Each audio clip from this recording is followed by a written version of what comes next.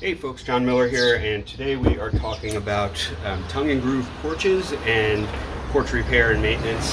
So on this particular porch, we've already replaced a bunch of rotted boards on here, and now what we're doing is some preventive maintenance, and this is the kind of thing that you should do if you have a tongue and groove porch. And any homeowner can do this. It's a tedious and messy job, but it will protect your porch. But what we're gonna do here is fill in all these gaps. So real quick, we have a lot of these porches in the Philadelphia area, tongue and groove. So they're boards with a little tongue on one side and a groove on the other side. So each one kind of places into the next, and it leaves a little bit of a gap where water can get through. Underneath the structure, you have joists, which are your supports running this way in this case, and as water gets in there, it's going to rot those joists out.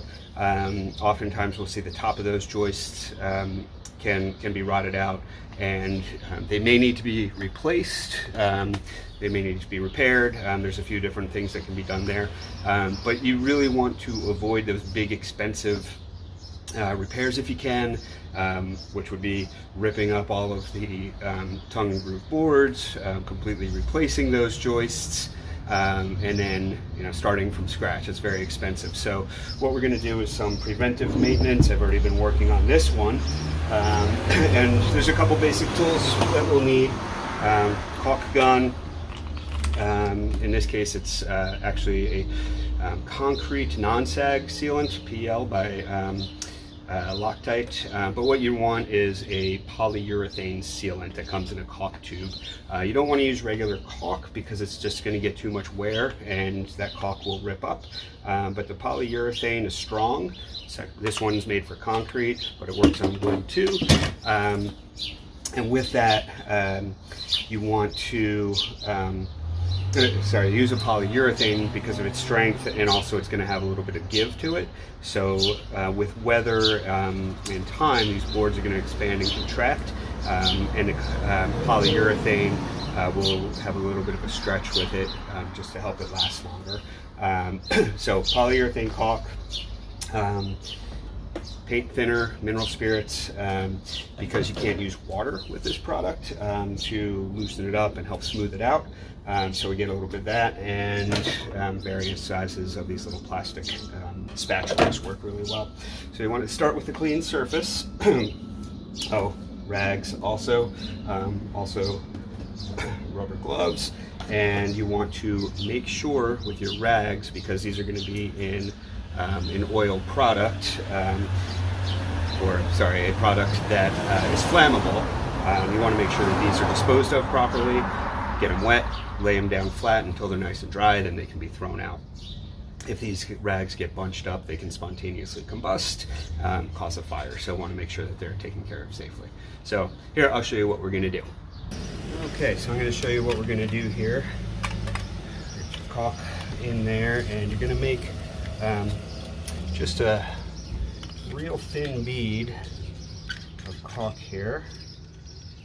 Cover up these gaps.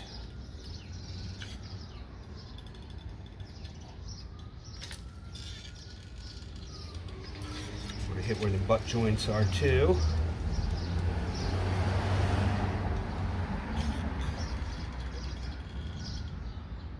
Doesn't need to be absolutely perfect.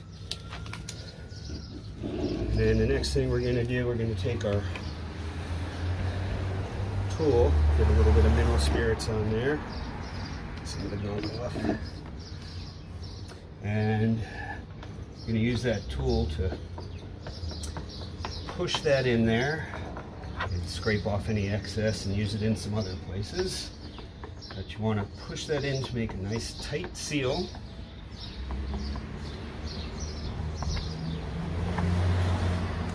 You'll feel when it starts to get a little sticky, so get yourself some more mineral spirits then. And you really want to get it pushed in there firmly to get a good seal.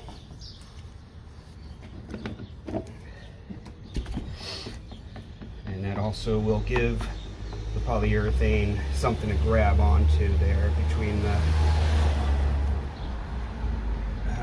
between the boards. This is a tedious process.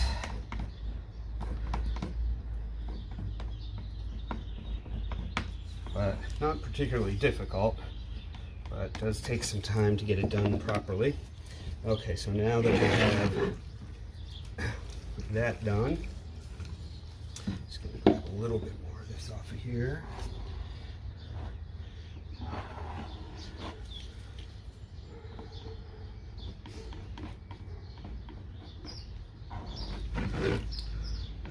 This is the kind of thing you need to keep up with when you have one of these porches. Again, it can be can lead to some very expensive repairs if it's not done regularly. You just don't want any gaps in here. Okay, so then we're going to take our rag with mineral spirits on it, and we're just going to clean this up. That'll help make it smooth, make it look nice.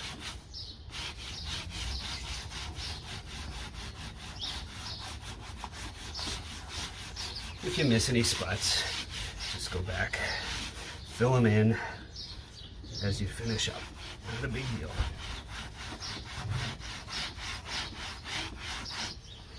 That'll get as much of that off as we can. Comes up, takes a little elbow grease, but comes up pretty easily.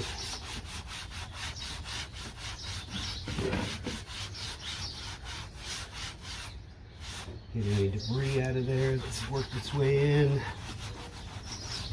Okay, so now that that's done, have a nice and pretty sealant coat in there. Now this is going to take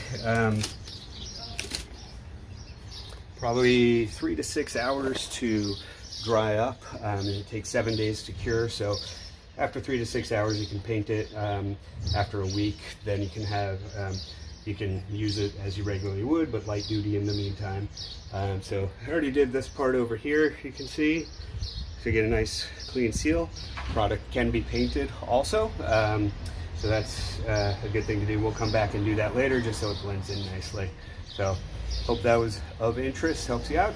If you have any questions, put them below. Please like and subscribe. Thanks, take care.